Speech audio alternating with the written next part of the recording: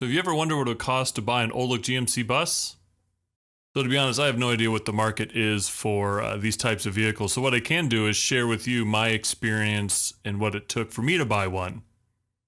So this happens to be the first video of mine that you've watched. Just a quick refresher of what bus I do have.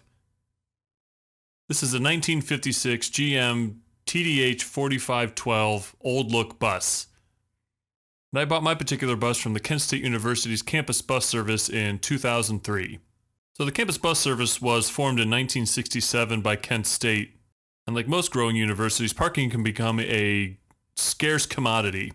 So the university's solution to that was to create this campus bus service to accommodate students parking off campus, namely the stadium, which is about 3 miles to the west of the main campus, as well as transporting students around campus during class time. And quickly, this service grew to serve not just the campus, but as well as the local community and neighboring towns. But as successful as it was, in 2003, the university made the decision to sell off their services, thereby ending 36 years of service by the campus bus service. So in the year leading up to the closure of the bus service, steps were taken to liquidate some of the assets that they had. And being that it was a bus service, a majority of those assets were actually buses. And the crowning jewel of their collection or fleet was Unit 2345, most famously known for being used in the movie The Graduate. Previously, all buses sold by the university were done through blind auctions in that people could mail in their bid for these buses, and then at a set date, the winner would be chosen from the highest bidder of those that had submitted. But because of Unit 23's unique history, the university made some special accommodations to allow the sale of the bus outside of that previous system. I'm sure the goal of this was to reach a wider audience as well as raise more money for its sale. And the plan was for the money raised by this sale to help fund a student scholarship. So I can't remember exactly when the auction went live on eBay. It may have been very early 2003. So being an alum from the campus bus service had its perk in that we knew that there was a reserve for the bus of $50,000. So myself and a friend of mine who was also another bus owner and CBS alum were keenly watching this auction online. I don't remember exactly why, but we were pretty confident that the bus was no way going to get that reserve price. So while the auction dragged on, it really wasn't getting much traction. I think there's maybe just one or two bids, nothing more than just $1,000 or $2. And then as the bid approached its closing date, my friend decided that he wanted to see, as he put it, see his name in lights and be the highest bidder for it. So he bid it up until he won. And the final closing bid for the bus was $4,800. So I had no interest initially at purchasing this bus, as I had already owned Unit 67. And as weird as it is to own a bus, it's even weirder to own two, in my opinion. But after the auction and there being uncertainty of the future of Unit 23, I found myself starting to have interest in buying it. To be honest, I had no personal connection with the bus. I actually never drove Unit 23 while I was at the campus bus service.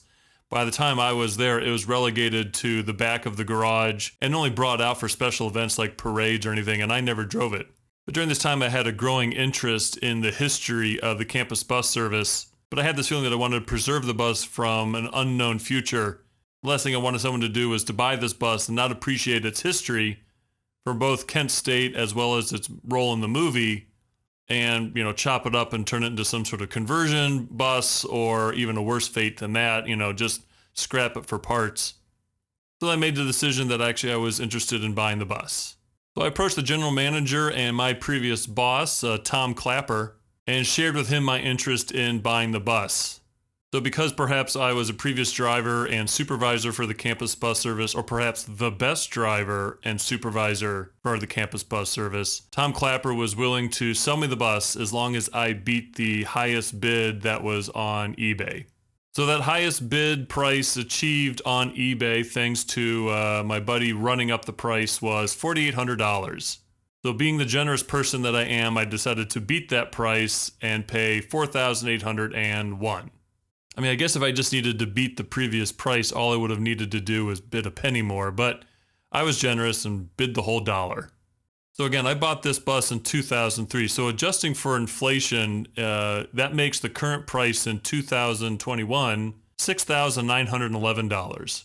So to be honest, even now, that seems like a super good price for getting a bus like this. I mean, again, this bus ran. It was still maintained by the campus bus service mechanics. Even though it was only used infrequently, it was still in the fleet at the campus bus service. This had to have been one of the last old look GM buses ever in any transportation services fleet. And it was sold for equivalent of $7,000 today.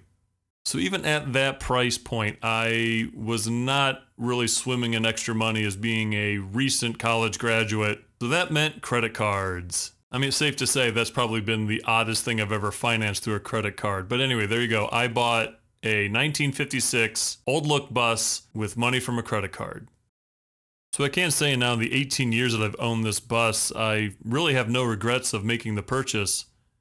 While there's a lot of challenges with the ownership of this and hopefully the future restoration for it, there is no way that I feel like I could have bought this or any other old look bus for that price, especially one that was working as well as it is. I think the only reason why I got the bus at that price was, probably a couple of different reasons. A big one being that it was just the right time to buy it. The overall supply of old look buses had been diminishing over the previous decade or two, and not many were left. But at the same time, the interest was super low by people looking to buy these buses. The nostalgia factor probably hadn't kicked in. Most people were probably just buying them to convert them into something. But in that dip of supply and demand is probably exactly when I bought this bus. So now with the supply low and the interest high, or at least higher, what is this bus worth? I have no idea. I mean, as they always say, it's only worth what someone's willing to pay for it.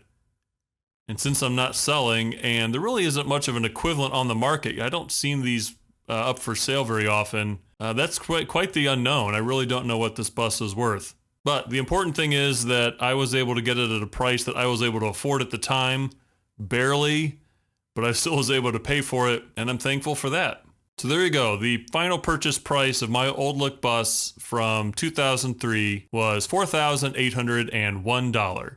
So if you're watching this video hoping to buy your own old look bus, I wish you luck. I think the timing was right for me, but you know what? The timing could be right for plenty of other people as well. Thanks for watching.